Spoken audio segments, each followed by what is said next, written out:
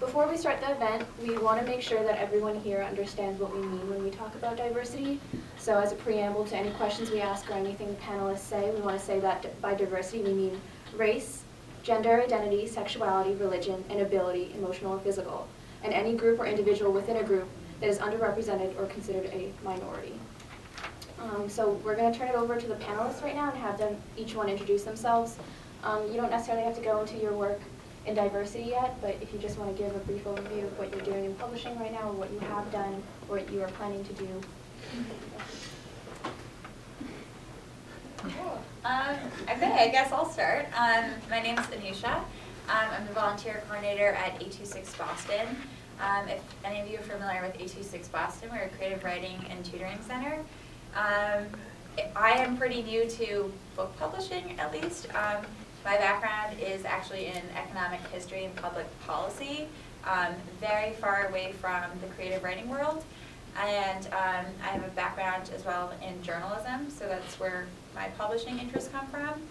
And yeah, so 826 is something a little bit new for me, that aspect, but I love it. I'm Jen. I am a graduate student here in the publishing and writing program. My focuses are in marketing and promotion of books by authors of color specifically. So I'm happy to be here. I'm Jabari Azim. I teach here. I teach literature and writing, fiction and nonfiction. I've been involved in publishing for about 28 years. I'm currently the executive editor of the Crisis magazine, which is the oldest African-American magazine in the country, devoted to politics, ideas, and literature. And I usually contribute to diversity just by showing up. I'm Kate Noe. I work at Pick and Press as an associate production coordinator, and I went to Emerson as an undergraduate and graduated in December 2010. I guess I got my start mostly focusing on print production, desktop publishing, and copy editing. So maybe I don't work in the editorial field that is so widely glamorized in publishing, but I'm happy to be here and to give some insight. Yes. Okay. So we kind of touched up on this already, but the first question is, what role does diversity play in your particular work within the publishing industry? Any of you can feel free to answer in any order. I guess I'll start by saying that I work at Pick and Press, and we publish a lot of nonfiction. It's focused on social justice. We publish the King Legacy series, which is our exclusive right to publish all of Martin Luther King Jr.'s writings. And I feel like just working at Pick and Press has given me a lot of experience working with a diverse group of authors and editors that a lot of people wouldn't expect to see in other publishing houses. So that's where I'm going to be speaking from. I'll just say I can describe diversity in publishing in 2 words. It sucks. I started off in book publishing, so I've worked as a production editor at book publishing companies, an editor at daily newspapers for 15 years. I currently edit a magazine. I've spent a lot of time sitting around rooms and editorial conferences, being present and listening. And also I can speak from the other side of it as the author of 12 books. What it's like to be an author of color on the other side of that editorial process. And nothing that I can share with you about that process is inspiring or encouraging, but I will be honest and tell you about it. And it's dismaying. I first broke into publishing maybe in the mid-'80s, I guess, maybe around 1986 or something like that. And I can say that the diversity climate in publishing, based on my experience, is actually far worse now than it was then. A lot of lip service to the idea of diversity.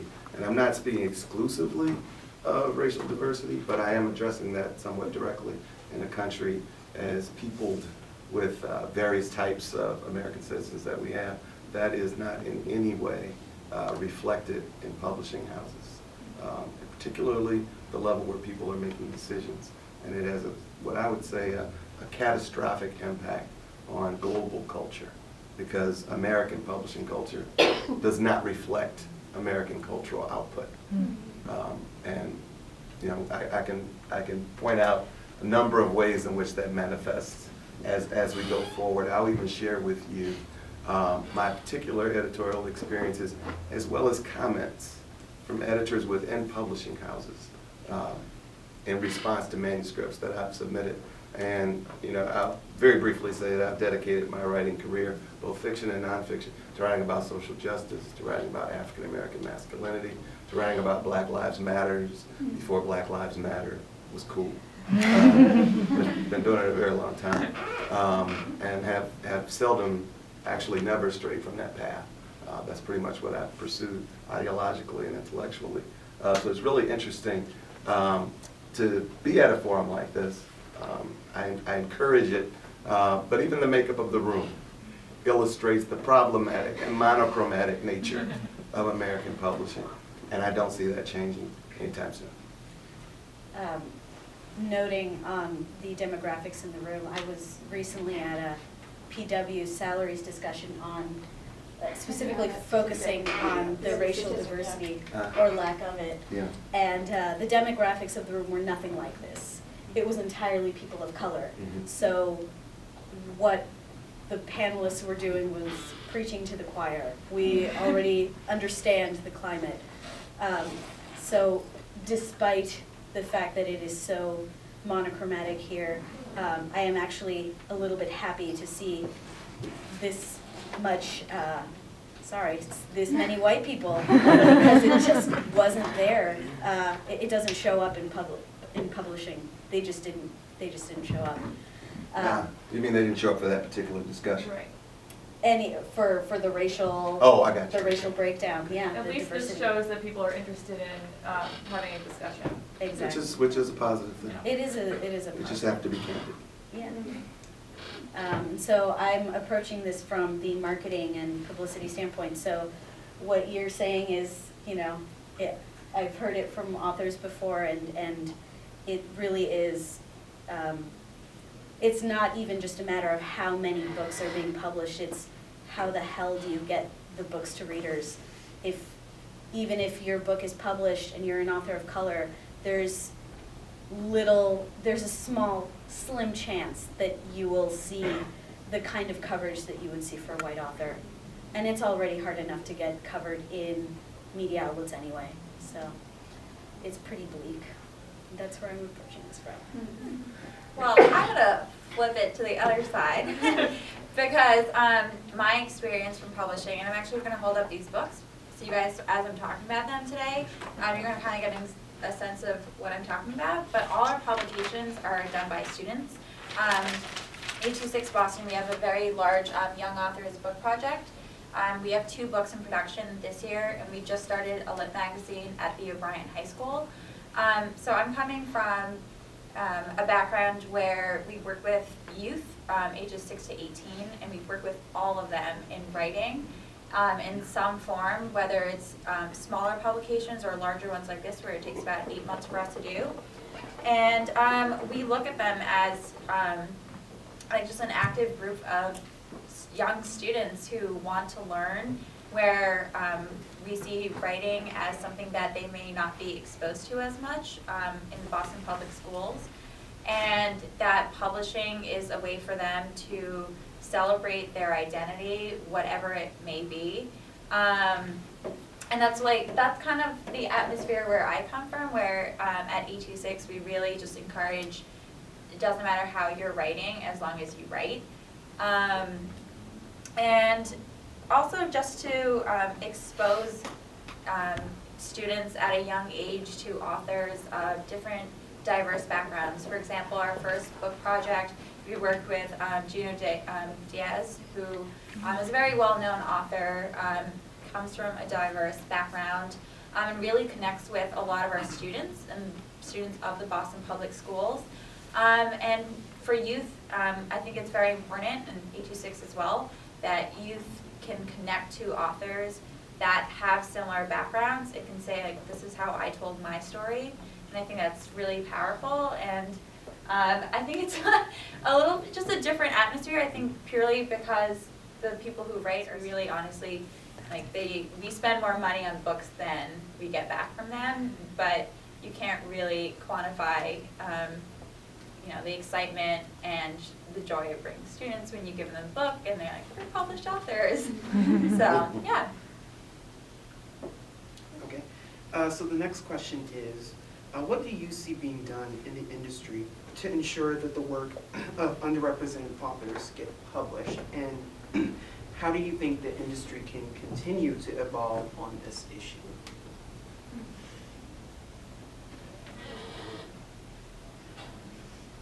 You want to go first?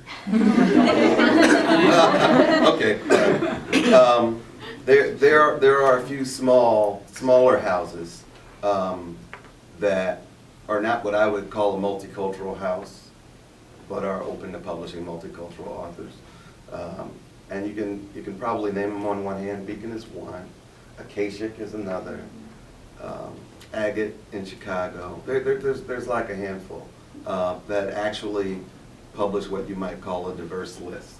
But even that is problematic, because if you are an author of color and you know about these publishers, I'm sure you can speak to this, they get inundated by manuscripts because we do know that there are sympathetic editors there. They just can't possibly publish all the quality manuscripts that they get access to. They're almost being punished for being excellent. That's part of it. But usually it's as a result of people already having gone to what we call the mainstream houses. And I keep an unofficial tally on African Americans in particular in mainstream houses. And the number of African American male editors at mainstream houses right now, to my knowledge, one. Let's see, as recently as the 90s, there were 7 major publishing imprints devoted to African American literature, at least one devoted to Latino literature. One of them still exists. That's Amistad at HarperCollins, and they published 2 titles, I think, in the last 3 years. So they're not even representative of the climate. So the climate is very discouraging. So there's not a lot of editors of color within these houses, and at the same time you can point directly to their presence as a result of certain books, which I'll demonstrate. This is one of my books, collection of short fiction. Takes place in an African American community. It was acquired and edited by the sole African American editor at the imprint that published this. This was Broadway Books. She has since retired. She's no longer in the business. This was my first major book. It's about African American men in the criminal justice system. It was inspired by the death of Amadou Diallo. His death, as you know, was remarkably similar to Mike Brown's and Eric Garner. Police fired 41 shots, 19 landed. They thought his wallet was a gun. I did this book in response. It was acquired and published by an African American editor named Charles Harris. At the time, he was the only African American male editor running an imprint, major imprint. He has since retired. Okay, these 3 books, children's books. I also do children's books. These are children of color. Let's see, 2 of these were acquired by Asian American women. One was acquired by an African American woman. If not for these female editors of color in children's publishing, I probably would not be a children's book author. This last children's book I did was about Booker T. Washington, major African American historical figure. The comments from the editors who saw this before the editor who bought it saw it, all white. The comments were distressing and comical, mostly involving the fact that they had no idea who Booker T. Washington was. And I have a paper trail. I have a written record.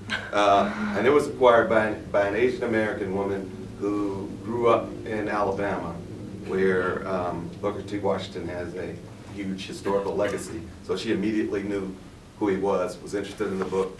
If she hadn't been there, again, this book wouldn't be on shelves. So, we have instances where we have a handful of editors of color, And not only are they overburdened, but we're talking about, in one of these instances, we're talking about an Asian American editor who, at a major publishing house, Hatchet, is responsible for almost any children's book you've ever seen that's been published by an Asian American, a Latino, or an African American.